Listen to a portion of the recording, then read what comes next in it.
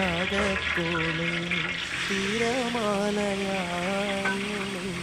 കരയെ കരയാതണയിക്കുന്നൊരാള്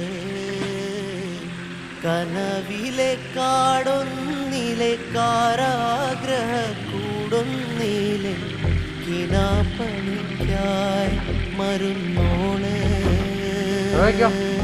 കൊതിക്കാ